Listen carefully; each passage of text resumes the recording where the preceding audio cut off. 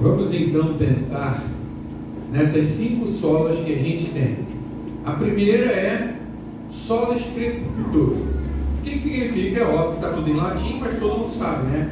Então não precisa ser um gênio para entender algumas coisas do latim, que é somente as escrituras. Mas como essa ideia surge? Vou botar aqui para vocês. Essa ideia surge somente as escrituras contra as tradições da igreja e outras doutrinas humanas, conforme apresentadas em crer e pensar. Então a igreja católica tinha suas tradições, a bula papal, que ela era colocada em pé de igualdade com a igreja. Ou seja, o que está na Bíblia é tão forte quanto a tradição da igreja e tão forte quanto a bula do Papa. A igreja falou, nada disso, somente a palavra de Deus. Daí que surge então somente as escrituras. Então era um confronto àquelas bulas infalíveis dos papas, que Lutero as conhecia muito bem e que no concílio de Worms ele defendeu aquilo de uma forma interessantíssima. Se você puder pegar a defesa de Lutero, como ele defende aquilo, ele pega todas as bulas do Papa e mostra as contradições entre elas, e ele fala, se elas são infalíveis, como pode uma contradizer a outra? Foi genial o que ele fez. Aí surge a ideia, somente as escrituras. E ele faz aquilo tudo de memória, porque você não podia tirar a bula papal do lugar sacro, né? Então o que é mais genial em Lutero é que ele vai pronto para falar o seguinte, olha, eu defendo as escrituras porque nela não há contradição. E na doutrina de vocês, na tradição de vocês e nas bulas papais, há muitos erros da qual vocês não se dão conta. Segundo, somente Cristo. Por quê? Porque eles pensavam que a salvação era obtida através dos santos, através de Maria, que ela é colocada acima de um santo, né, que é a mãe de Jesus, ou por qualquer outra figura que representava o homem diante de Deus, ou até mesmo porque por alguma coisa que você colocasse ali no caminho. E as pessoas falam, nada disso. Para se chegar a Deus, você não precisa de um santo, não precisa de Maria, você não precisa de nenhuma outra pessoa que intervenha nesse caminho. Nós acreditamos que o homem é salvo somente por Cristo Jesus. E aí surge o somente Cristo. Sola gratia, que é somente pela graça. A gente entende que a salvação é o presente de Deus, mas a ideia de somente pela graça é algo que o ser humano pode guardar por méritos ou boas obras. Lutero não, os reformadores, nada disso. Você não ganha nada pelos seus méritos ou boas obras.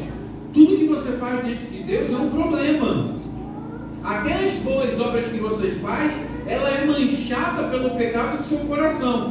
Então, para você se apresentar a Deus, é algo exclusivo da graça. É Deus concedendo a você um favor que você não merece. Daí então surge a ideia somente pela graça. Você não carrega mérito, você não carrega obra nenhuma para se apresentar diante de Deus. Somente pela fé. Sola fide. A salvação é recebida pela fé em Cristo Jesus. É o que cremos, não pelas obras. A fé é um instrumento pela qual a graça de Deus é recebida de acordo com a ideia do crer e pensar da época. Então, assim, se eu tenho fé, ela é um instrumento. Como é que eu vou explicar isso para ficar fácil para vocês? Pronto, de uma maneira simples. O que os reformadores diziam é o seguinte: nem a tua fé é algo que você merece, ela é dada por Deus. Se não fosse dada por Deus, o seu coração corrupto não teria.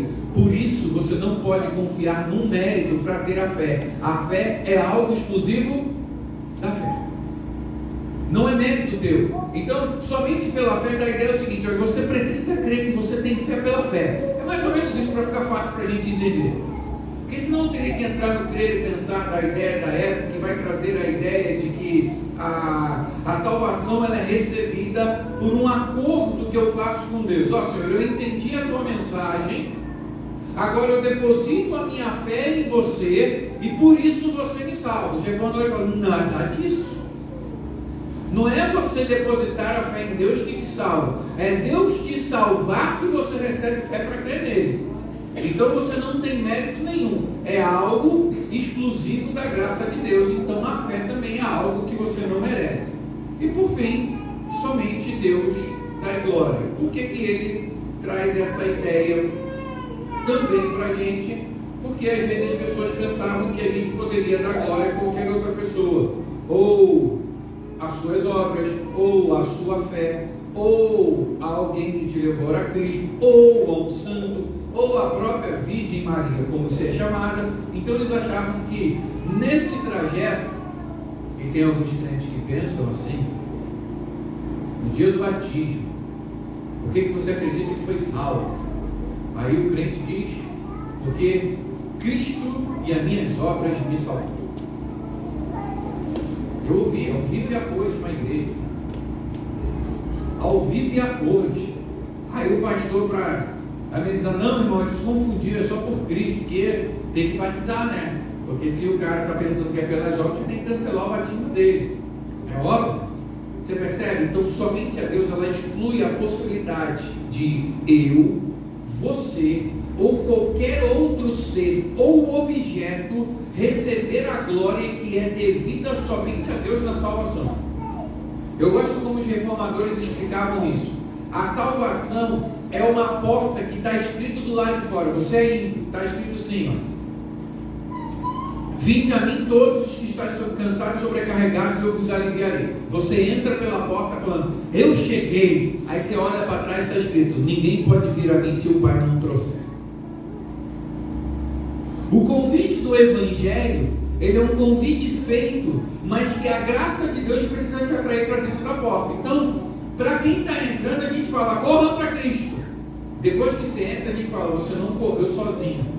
Você foi atraído por Deus, porque senão você não passava. Ninguém pode vir ao Pai ou ao Filho se eles não o trouxerem. E aí a gente entende então que não foi mérito meu, por isso que é a Deus toda a glória. Vocês conseguiram entender o resumo? Fácil, não é? Somente as Escrituras, porque não tem tradição e nem a bula papal. Somente Cristo, porque nada além de Cristo pode salvar, nem o santo, nem a Maria. Somente somente pela fé, porque não depende das suas obras. Somente pela graça, porque é exclusivamente graça de Deus, não é mérito teu. Somente Deus glória, porque se Ele fez tudo e você não fez nada, a glória é para quem? Para Ele. Você entendeu que os reformadores não pensaram nisso? E aqui é uma coisa muito interessante. Deixa eu pegar aqui, deixa eu ver se eu tenho. Deixa eu não ter nenhum cantor cristão aqui. Sabe qual é o problema do cantor cristão? O problemático do cantor cristão? Pode pegar qualquer um que vier à mente aí, pode ser até a harpa de pó. Não, aí o tablet é muito moderno para a gente mostrar, né? Mostrar um tablet aqui com o cantor cristão não dá, né, mano? A gente tá querendo... Sabe qual é o problema disso daqui? Esse é o cantor. Sabe qual é o problema do cantor, da harpa, do HCC? É que esses hinos foram inspirados por Deus profundamente. Mas ninguém pensou em organizar. Aí uma geração que ainda estava avivada falou, pois esses hinos são tão bons, vamos juntar. E aí eles juntam e formam o nosso cantor cristão. A geração que veio pós o avivamento, ela ficou só com a organização, esqueceu que isso daqui foi escrito debaixo do poder de Deus. Por isso que é tão ruim cantar para a gente isso. Porque a gente não vive o mesmo poder que eles vivem, a gente acha que é só organização. Não é. Isso foi escrito em momentos de tribulação, de angústia, de perda de parentes, como Horácio Spafford, que a mulher dele morre, no momento que ele está passando aonde o barco da mulher afundou, aí ele vai fazer aquela linda tão bonita, como é que é, quem sabe? Sou feliz com Jesus. Pensa, surgiu num momento de angústia, só que esses homens estavam avivados, eles não pensaram em fazer um compêndio. A gente falou o seguinte, vamos juntar isso, que coisa legal. Aí surgiu uma geração que veio depois do avivamento, que é a nossa. A gente olha para isso daqui e fala, é sem graça porque a gente não ora como eles, é sem graça porque a gente não está inspirado como eles, é sem graça porque a gente sente a vibração numa batida e não na letra que fala da palavra de Deus. Então o problema do cantor não é a letra que está aqui, é quem pega ele sem a unção de quem escreveu isso daqui. Aqui é só organização. E gosta de estrutura. Hoje a gente está organizando. A geração que vier depois vai pegar um templo pronto. Se Deus permitir, vai pegar uma escola pronta, casa de missionário pronto. Vai pegar tudo pronto. O que eles vão fazer? Eles vão se acomodar à estrutura e vão esquecer que tudo isso foi construído debaixo do poder de Deus que vocês oraram. E aí eles vão se acomodar falando, olha que estrutura bonita, o que Deus nos deu. Não, Deus deu debaixo de muito choro, muita lágrima, muita oração. Eu cheguei aqui depois, já peguei as lágrimas de vocês e fui chorando junto. Só que a geração que pega tudo construído, ela esquece que houve lágrimas e choro muito antes. Então o que nós, para que a igreja nunca deixe de ser reformada, é ensinar para os nossos filhos, se você pegar isso daqui tudo construído, não deixe de saber que no solo deste lugar tem muito jejum e oração. Tem muito fervor, muito clamor, muito pedido de misericórdia, muito choro, muita tentativa de compra frustrada, que a gente ficava chateado, eu, os irmãos, Senhor, por que não deu certo? Senhor, por que é tão caro? Senhor, aquela casa ali, Senhor, é a bênção para a gente, se ele abaixar um pouquinho a gente compra. O cara, não abaixa nem 10 mil. Aí do nada, onde a gente não pensava, Deus falou, está ali, vocês servos. Vou mostrar para vocês, desculpa a expressão, só para vocês entenderem, pela mula que está passando aí na rua. Foi exatamente assim. Vocês não me ouvem direito? Eu vou botar a mula para falar com vocês. Está bem na frente de vocês, vocês estão procurando em tudo quanto é lugar. Mas não aconteceu por acaso. Se a igreja, vocês não estivessem em oração, não estaríamos aqui hoje.